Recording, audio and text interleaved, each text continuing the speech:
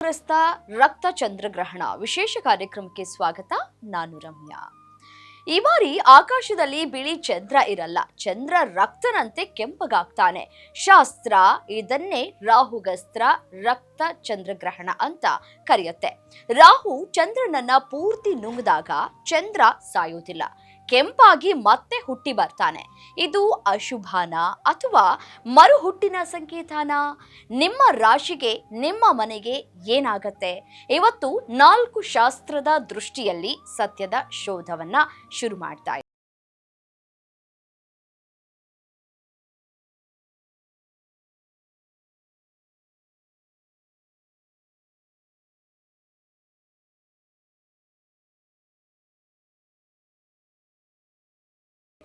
ಈ ಬಾರಿ ನಡೀತಾ ಇರೋದು ಸಾಮಾನ್ಯ ಚಂದ್ರಗ್ರಹಣ ಅಲ್ಲ, ಇದು ರಾಹುಗ್ರಸ್ತ ಸಂಪೂರ್ಣ ಚಂದ್ರಗ್ರಹಣ, ಅಂದ್ರೆ ಬ್ಲಡ್ ಮೂನ್ ರಕ್ತ ಚಂದ್ರಗ್ರಹಣ.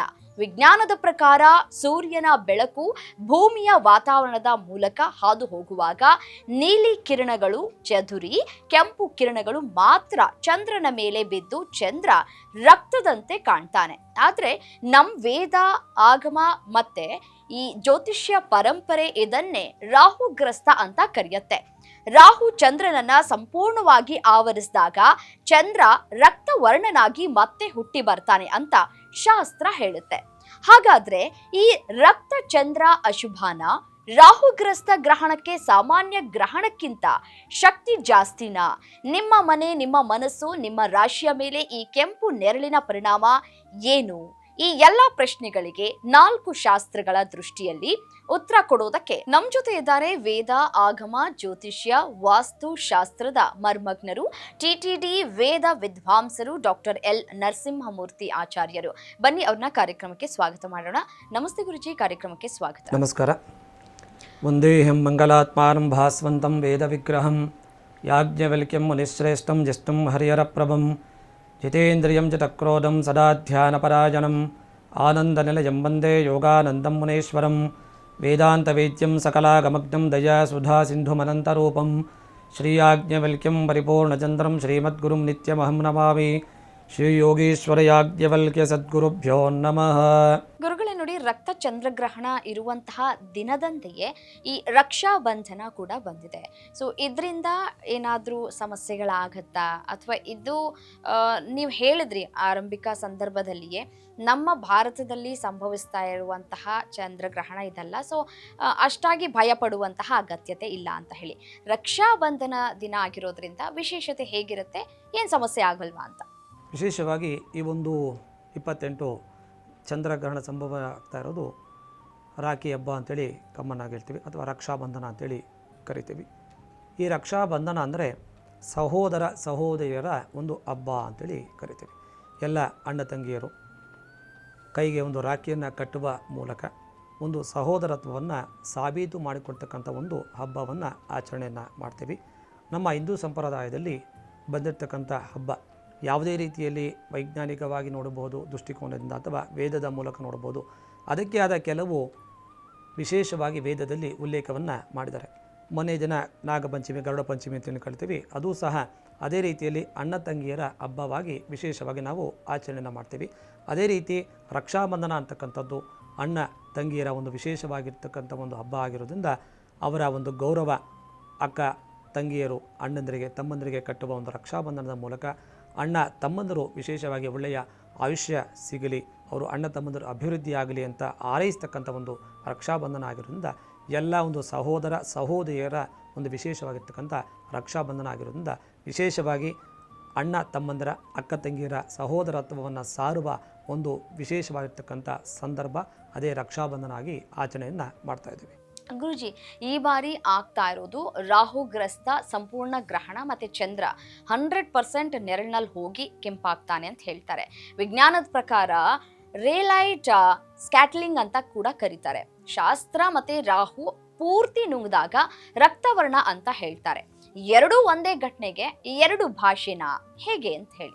ಎಲ್ಲ ಆತ್ಮೀಯ ಫೋಕಸ್ ಟಿವಿ ವೀಕ್ಷಕರಿಗೆ ಈ ಗ್ರಹಣದ ಕಾರ್ಯಕ್ರಮಕ್ಕೆ ಮತ್ತೊಮ್ಮೆ ಸ್ವಾಗತ.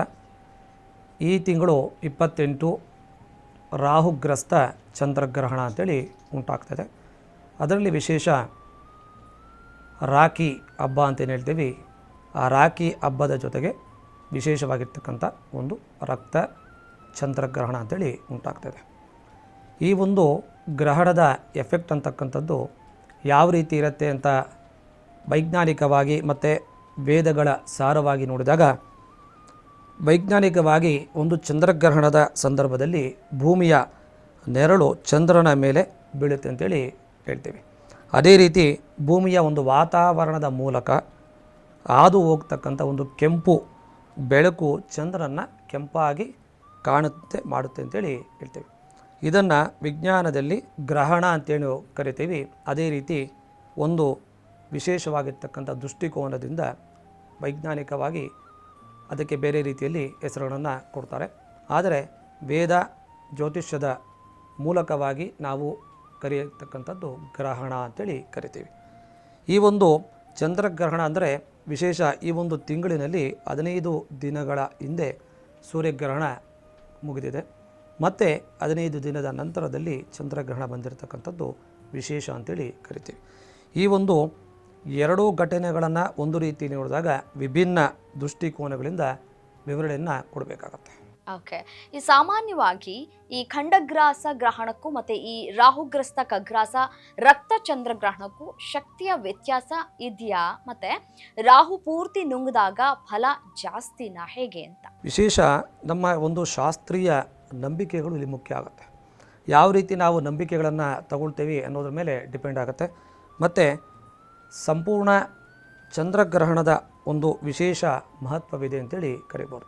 ಕಾರಣ ರಾಹುಗ್ರಸ್ತ ಸಂಪೂರ್ಣವಾಗಿರ್ತಕ್ಕಂಥ ಒಂದು ಈ ಹುಣ್ಣಿಮೆ ದಿನ ಆಗ್ತಕ್ಕಂಥದ್ದು ರಾಹುಗ್ರಸ್ತ ಚಂದ್ರಗ್ರಹಣ. ಅದಕ್ಕೆ ಭಯ ಪಡ್ತಕ್ಕಂಥ ಅವಶ್ಯಕತೆ ಯಾರೂ ಇಲ್ಲ. ವಿಶೇಷವಾಗಿರ್ತಕ್ಕಂಥ ಈ ಒಂದು ಚಂದ್ರಗ್ರಹಣದಿಂದ ಗ್ರಹಣದ ಒಂದು ಸಮಯವನ್ನು ಆತ್ಮಚಿಂತನೆ, ನಾವು ಧ್ಯಾನವನ್ನು ಮಾಡುವ ಮುಖಾಂತರ ಮತ್ತು ಅನುಕೂಲ ಅಂದರೆ ಜಪ ಮತ್ತು ಧ್ಯಾನಕ್ಕೆ ಅನುಕೂಲವಾಗಿರ್ತಕ್ಕಂಥ ಸಮಯ ಅಂತ ಭಾವನೆಯನ್ನು ಮಾಡಿ, ಆ ಒಂದು ಪರಂಪರೆ ನಮ್ಮ ಹಿಂದಿನಿಂದ ಯಾವ ರೀತಿ ಪರಂಪರೆ ವೇದಗಳ ಮೂಲಕ ಬಂದಿದೆ, ನಮ್ಮ ಸನಾತನ ಧರ್ಮದಲ್ಲಿ ಯಾವ ರೀತಿ ಹಿಂದೆಯಿಂದ ಬಂದಿದೆ ಅಂತಕ್ಕಂಥ ರೀತಿಯಲ್ಲಿ ಆ ಗ್ರಹಣದ ದಿನ ವಿಶೇಷವಾಗಿ ಮಹತ್ವವಾಗಿರ್ತಕ್ಕಂಥ ಆ ಒಂದು ಶಕ್ತಿಯ ಸಂಕೇತವಾಗಿರುವ ದಿನ ಜಪ ತಪಕ್ಕೆ ಧ್ಯಾನವನ್ನು ಕೊಟ್ಟಾಗ ವಿಶೇಷ ಫಲ ಸಿಗುತ್ತೆ ಅಂತೇಳಿ ಕರಿತೀವಿ. ಓಕೆ, ಚಂದ್ರ ಕೆಂಪಾಗೋದು ಅಶುಭ ಅಂತ ಹೇಳ್ತಾರೆ, ರಕ್ತಪಾತದ ಸಂಕೇತ ಅಂತ ಕೂಡ ಭಯಪಡಿಸ್ತಾರೆ. ಈ ವೇದ ಪುರಾಣದಲ್ಲಿ ರಕ್ತ ಚಂದ್ರನಿಗೆ ನಿಜವಾದ ಅರ್ಥ ಏನು? ಮತ್ತೆ ಇದು ಪ್ರಳಯದ ಸಂಕೇತನ ಅಥವಾ ಈ ಮರುಹುಟ್ಟಿನ ಸಂಕೇತನ ಅಂತ ಹೇಳಿ. ಅಂದರೆ ರಕ್ತ ಚಂದ್ರನನ್ನು ಕೇಳಿದರೆ ಪ್ರಳಯದ ಸಂಕೇತ ಅಂತ, ಅದಕ್ಕೆ ಯಾವುದೇ ರೀತಿಯ ವೈಜ್ಞಾನಿಕವಾಗಿ ಅಥವಾ ವೇದಗಳ ಮೂಲಕವಾಗಿ ಇದಕ್ಕೆ ಯಾವುದೇ ರೀತಿಯಲ್ಲಿ ಆಧಾರ ಇಲ್ಲ.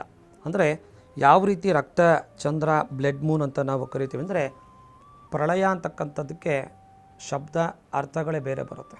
ಪ್ರಳಯ ಅಂದರೆ ಇನ್ನೆಲ್ಲ ಇಡೀ ನಮ್ಮ ಭೂಮಂಡಲನೇ ನಾಶ ಆಗ್ತಕ್ಕಂಥ ಒಂದು ಸಂದರ್ಭ ಬಂದಾಗ ಪ್ರಳಯ ಅಂಥೇಳಿ ಶಬ್ದವನ್ನು ಯೂಸ್ ಮಾಡಬೇಕಾಗತ್ತೆ. ಆದರೆ ಇಲ್ಲಿ ರಕ್ತ ವರ್ಣ ಅಂದರೆ ಕೆಂಪು ವರ್ಣ ಅಂತ, ಹಾಗಾಗಿ ಪ್ರಳಯ ಅನ್ನುವ ಒಂದು ಶಬ್ದ ಇಲ್ಲಿ ಅವಶ್ಯಕತೆ ಬರೋದಿಲ್ಲ.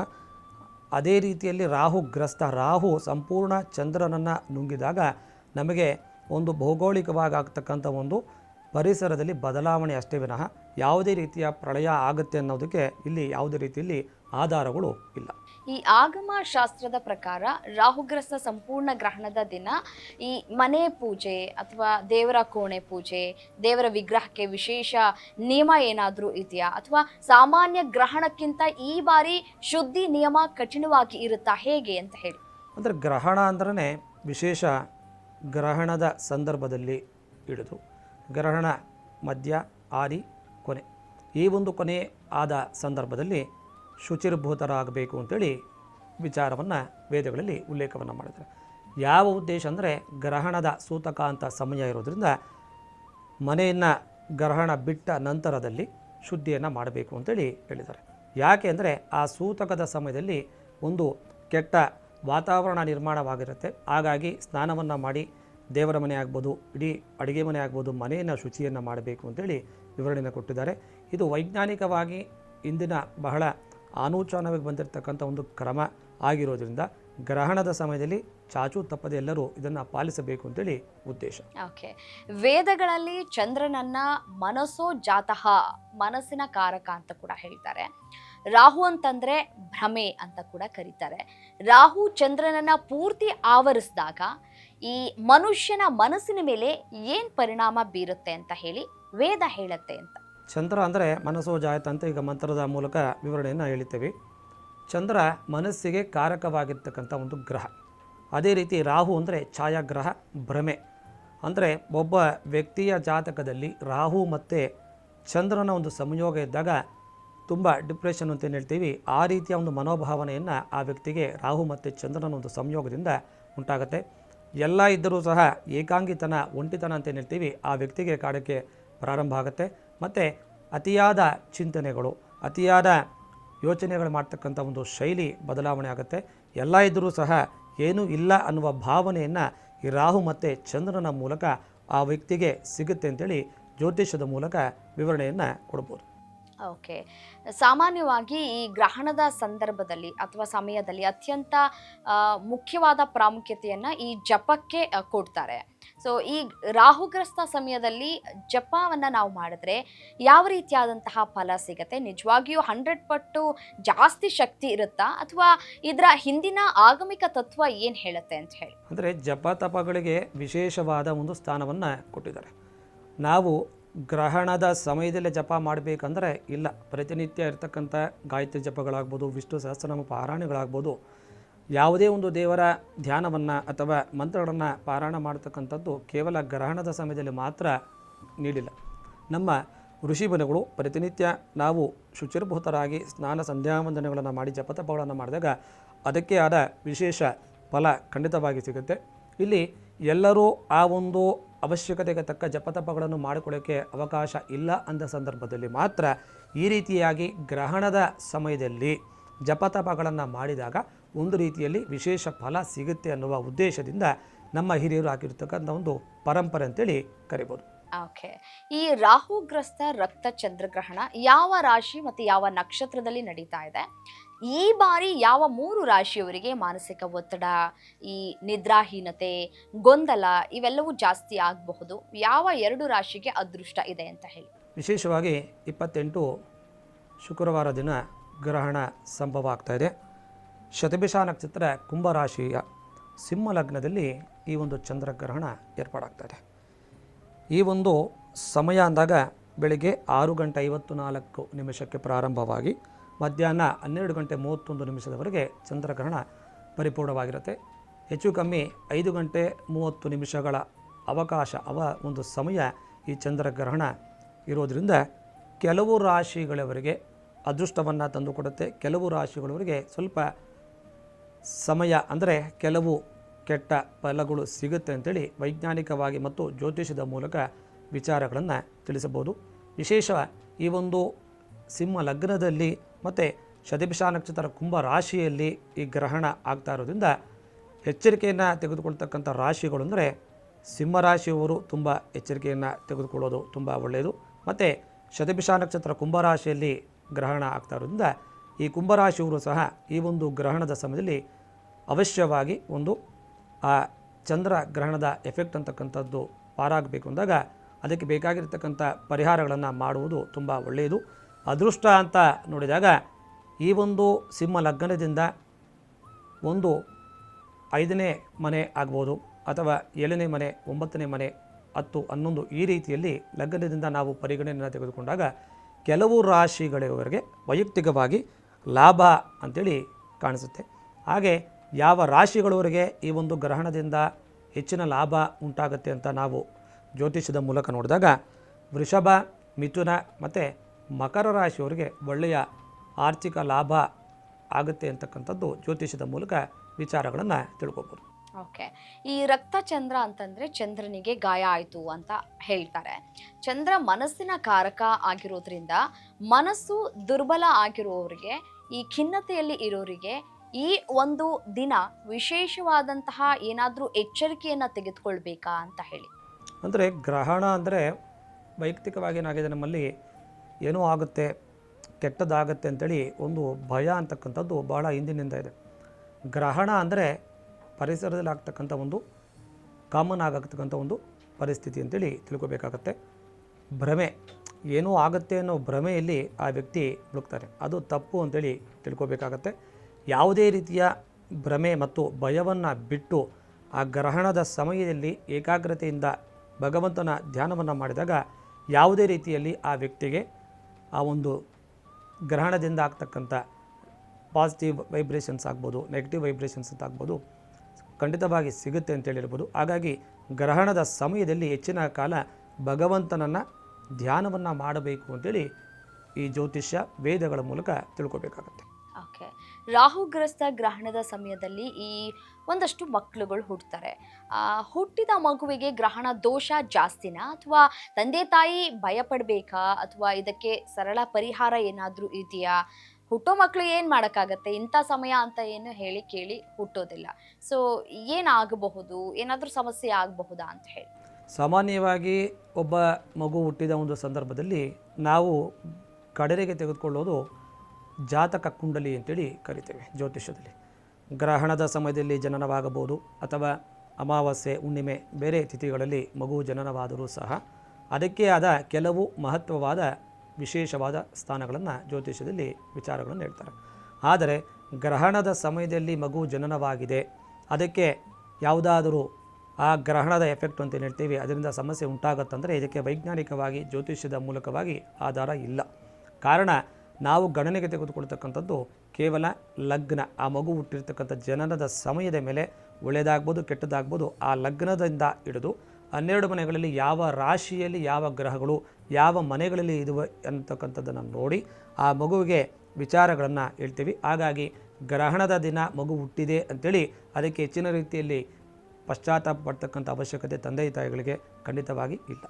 ಓಕೆ, ಒಂದೇ ರಕ್ತ ಚಂದ್ರ ಒಬ್ಬರಿಗೆ ಲಾಭ ಅಂತ ಹೇಳ್ತಾರೆ, ಇನ್ನೊಬ್ಬರಿಗೆ ನಷ್ಟ ಕೊಡುತ್ತೆ ಅಂತಂದ್ರೆ ರಕ್ತದ ಬಣ್ಣಕ್ಕೆ ಶಕ್ತಿ ಇಲ್ಲ, ಸರ್ವೇ ಸಾಮಾನ್ಯವಾಗಿ ಹೇಳ್ತಾರೆ ಹಿರಿಯರು.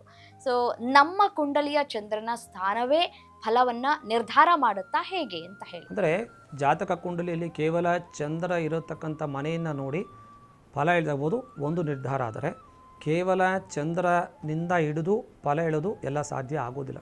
ಕಾರಣ ಜಾತಕದಲ್ಲಿ ಅದಕ್ಕೆ ಆದ ವಿಶೇಷವಾದ ಕೆಲವು ಸ್ಥಾನಗಳನ್ನು ನೋಡಬೇಕು ಅನ್ನುವ ನಿರ್ಧಾರವನ್ನು ಜ್ಯೋತಿಷ್ಯಕಾರರು ಹೇಳಿದ್ದಾರೆ.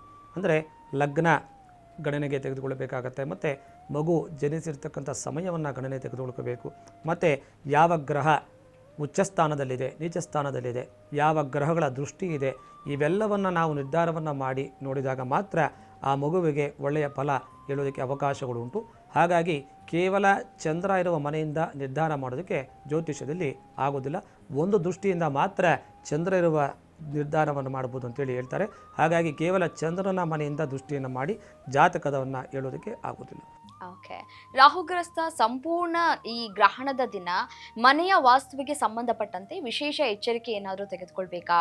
ಈ ಈಶಾನ್ಯ ಮೂಲೆಯಲ್ಲಿ ದೀಪ ಹಚ್ಚೋದು, ಈ ಪೂಜಾ ಕೋಣೆಯಲ್ಲಿ ಒಂದಷ್ಟು ತಪ್ಪುಗಳನ್ನು ಮಾಡಬಾರ್ದು ಅಂತ ಕೂಡ ಹೇಳ್ತಾರೆ. ಸೊ ಯಾವ ರೀತಿಯಾದಂತಹ ಎಚ್ಚರಿಕೆಯನ್ನು ತೆಗೆದುಕೊಳ್ಬೇಕು, ಹೇಗೆ ಪೂಜೆ ಮಾಡಬೇಕು, ಪೂಜಾ ವಿಧಿವಿಧಾನ ಹೇಗೆ ಅಂತ ಹೇಳಿ? ಅಂದರೆ ಸಾಮಾನ್ಯವಾಗಿ ನಮ್ಮ ದೇವತಾ ಮಂಟಪ ಮಂದಿರ ಅಂತಂದಾಗ ಅದಕ್ಕೆ ಆದ ವಿಶೇಷವಾದ ಸ್ಥಾನವನ್ನು ನಮ್ಮ ಪೂರ್ವಿಕರು ಕೊಟ್ಟಿದ್ದಾರೆ. ಕೇವಲ ಗ್ರಹಣದ ಸಮಯದಲ್ಲಿ ಮಾತ್ರ ನಾವು ಪೂಜಾ ಸ್ಥಳವನ್ನು ಸ್ವಚ್ಛವಾಗಿಡುವುದು ತಪ್ಪು ನಿರ್ಧಾರ. ಅದು ಪ್ರತಿನಿತ್ಯ ನಾವು ಶುಚಿರ್ಭೂತರಾಗಿ ನಾವು ಮನೆಯನ್ನು ಹೇಗೆ ಶುದ್ಧಿ ಮಾಡ್ತೀವಿ, ನಾವು ಹೇಗೆ ಶುದ್ಧಿ ಆಗ್ತೀವಿ, ಅದೇ ರೀತಿಯಲ್ಲಿ ದೇವತಾ ಮಂಟಪ ಅಂತ ಹೇಳ್ತೀವಿ. ಪ್ರತಿನಿತ್ಯ ಆ ಮನೆಯಲ್ಲಿ ದೇವತಾ ಸ್ಥಾನಕ್ಕೆ ಒಂದು ಬೆಲೆಯನ್ನು ಕೊಟ್ಟಾಗ ನಮಗೆ ಅದರಿಂದ ಆಗ್ತಕ್ಕಂಥ ಉಪಯೋಗ ಬಹಳ ಇರುತ್ತೆ.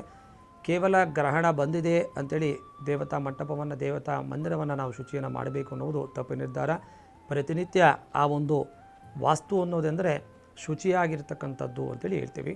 ವಾಸ್ತು ಅಂದರೆ ಒಳ್ಳೆಯ ಗಾಳಿ ಒಳ್ಳೆಯ ಬೆಳಕು ಆ ಒಂದು ಮನೆಗೆ ಬೀಳಬೇಕು ಅಂತೇಳಿ ಹೇಳ್ತೀವಿ. ಹಾಗಾಗಿ ಅದು ಬಂದಾಗ ಮಾತ್ರ ಆ ಒಂದು ಮನೆ ಬೆಳಕಾಗುತ್ತೆ ಅಂತೇಳಿ ಕರಿತೀವಿ. ಆ ಒಂದು ಉದ್ದೇಶದಿಂದ ಗ್ರಹಣ ಬಂದ ಸಂದರ್ಭದಲ್ಲಿ ದೇವತಾ ಮಂದಿರವನ್ನು ಶುಚಿರ್ಭೂತರ ಮಾಡೋದು ತಪ್ಪು. ಪ್ರತಿನಿತ್ಯ ಆ ಒಂದು ಮಂದಿರವನ್ನು ಶುಚಿಯಾಗಿಟ್ಟುವುದರಿಂದ ಎಲ್ಲ ರೀತಿಯಲ್ಲಿ ಮನೆಗೆ ಒಳ್ಳೆಯದಾಗತ್ತೆ ಮತ್ತು ಯಜಮಾನಿನಿಗೂ ಸಹ ಆಗುತ್ತೆ ಅಂತೇಳಿ ಹೇಳ್ತೀವಿ. ಗ್ರಹಣದ ಸಮಯದಲ್ಲಿ ಆ ಒಂದು ಸೂತಕದ ಒಂದು ವಾತಾವರಣ ಇರೋದರಿಂದ ಸೂತಕದ ವಾತಾವರಣ ಆದ ಮೇಲೆ ಅಂದರೆ ಗ್ರಹಣ ಬಿಟ್ಟ ಸಮಯದಲ್ಲಿ ಶುಚಿಯನ್ನು ಮಾಡಬೇಕು ಅಂತೇಳಿ ಹಿರಿಯರು ನಮಗೆ ಹಾಕಿಕೊಟ್ಟ ಒಂದು ಕ್ರಮ. ಓಕೆ, ಈ ಬಾರಿ ಗ್ರಹಣದ ಸಮಯ 1 ಗಂಟೆಗೂ ಹೆಚ್ಚು ಕಾಲ ಇರುತ್ತೆ ಅಂತ ಕೂಡ ಹೇಳಲಾಗ್ತಾ ಇದೆ. ಸೊ ಹಾಗಾಗಿ ಪೂರ್ತಿ ಅವಧಿ ಊಟವನ್ನ ಸೇವನೆ ಮಾಡಬೇಕಾ ಬೇಡವಾ, ನೀರು ಕುಡಿಬೋದಾ ಬೇಡವಾ, ಈ ತುಳಸಿ ದಳ ಹಾಕಿದ್ರೆ ಆಹಾರ ಹಾಳಾಗೋದಿಲ್ಲ ಅಂತ ಹೇಳ್ತಾರೆ, ಅಥವಾ ಗರ್ಕೆಯನ್ನ ಬಳಕೆ ಮಾಡಿಕೊಂಡ್ರೆ ಆಹಾರ ಏನೂ ಆಗೋದಿಲ್ಲ, ಸಮಸ್ಯೆ ಆಗೋದಿಲ್ಲ ಅಂತ ಹೇಳ್ತಾರೆ, ನಿಜಾನಾ? ಸೊ ಈ ಫ್ರಿಡ್ಜ್ ಇಲ್ಲದ ಕಾಲದ ಸಂದರ್ಭದಲ್ಲಿ ವಿಜ್ಞಾನನ ಯಾವ ರೀತಿಯಾಗಿ ನಾವು ಬಳಕೆ ಮಾಡ್ಕೊಳ್ತಾ ಇದ್ವಿ ಅಂತ ಹೇಳಿ. ಅಂದರೆ ಗ್ರಹಣದ ಒಂದು ಸಮಯದಲ್ಲಿ ಆಹಾರ ಶುದ್ಧಿಯಾಗಿಡಬೇಕು ಅನ್ನುವುದು ನಿಯಮ. ಇದಕ್ಕೆ ಬೇರೆ ಬೇರೆ ರೀತಿಯಲ್ಲಿ ನಾವು ಅರ್ಥೈಸಿದಾಗ, ಇಂದಿನ ಒಂದು ಕಾಲದಲ್ಲಿ ಫ್ರಿಡ್ಜ್ ಅಂತಕ್ಕಂಥದ್ದು ಎಲ್ಲಿ ಯಾರ ಮನೆಯಲ್ಲಿ ಇರಲಿಲ್ಲ.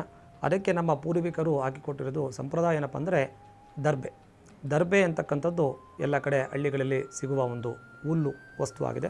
ಆ ದರ್ಬೆ ಇಲ್ಲ ಅಂದ ಪಕ್ಷದಲ್ಲಿ ತುಳಸಿ ದಳ ಎಲ್ಲರ ಮನೆಯಲ್ಲಿ ಇರ್ತಕ್ಕಂಥ ಒಂದು ಎಲೆ, ಅಂದರೆ ಆ ತುಳಸಿ ದಳ ಆಗ್ಬೋದು, ದರ್ಬೆ ಆಗ್ಬೋದು, ಆ ಆಹಾರದ ಮೇಲೆ ಇಟ್ಟಾಗ ಆ ವಾತಾವರಣದಲ್ಲಿ ಗ್ರಹಣದ ದಿನ ಆಗ್ತಕ್ಕಂಥ ಒಂದು ಕೆಟ್ಟ ಪರಿಣಾಮದಿಂದ ಆಹಾರವನ್ನು ಸಂರಕ್ಷಣೆ ಮಾಡುವ ಉದ್ದೇಶದಿಂದ ನಮ್ಮ ಋಷಿಮುನಿಗಳು ಹಾಕಿಕೊಟ್ಟಿರುವಂಥ ಒಂದು ಸಂಪ್ರದಾಯ. ಮತ್ತು ಸೂತಕ ಮುಗಿದ ನಂತರ, ಅಂದರೆ ಗ್ರಹಣ ಬಿಟ್ಟ ಸಮಯದಲ್ಲಿ ಆಹಾರಕ್ಕೆ ಯಾವುದೇ ರೀತಿಯ ಗ್ರಹಣದಿಂದ ಎಫೆಕ್ಟ್ ಅನ್ನೋದು ಆಗೋದಿಲ್ಲ.